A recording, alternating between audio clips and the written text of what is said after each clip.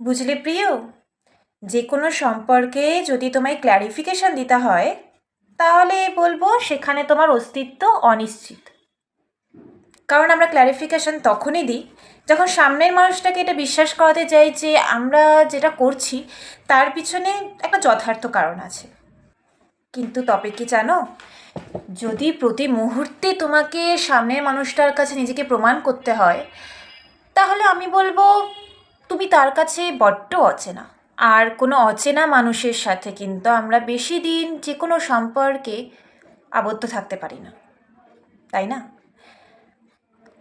তো কোনো সম্পর্কে যদি ক্ল্যারিফিকেশান শব্দটা চলে আসে তাহলে সেখান থেকে বেরিয়ে যাওয়াটাই শ্রেয় আমার মতে।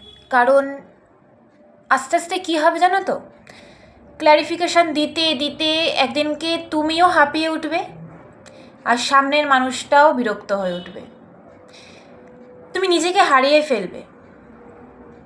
যে মানুষটা কখনো তার নিজের পরিবারের কাছে ক্ল্যারিফিকেশান দেয়নি সেই মানুষটা যদি ওই কিছুদিনের সম্পর্কের মানুষটার কাছে ক্ল্যারিফিকেশান দেওয়া শুরু করে তার মানে সে বদলে গেছে।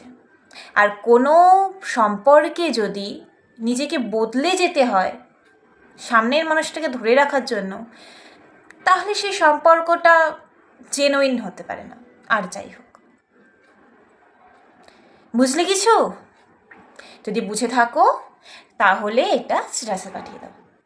আর যদি স্ট্যাটাস দেখেও যদি তোমার মনের মানুষটা বুঝতে না পারে তাহলে তুমি তাকে তোমার মতন করে বুঝিয়ে দিও, কিন্তু আর ক্ল্যারিফিকেশান দিও না তোমার নেওয়া সিদ্ধান্তগুলোর জন্য।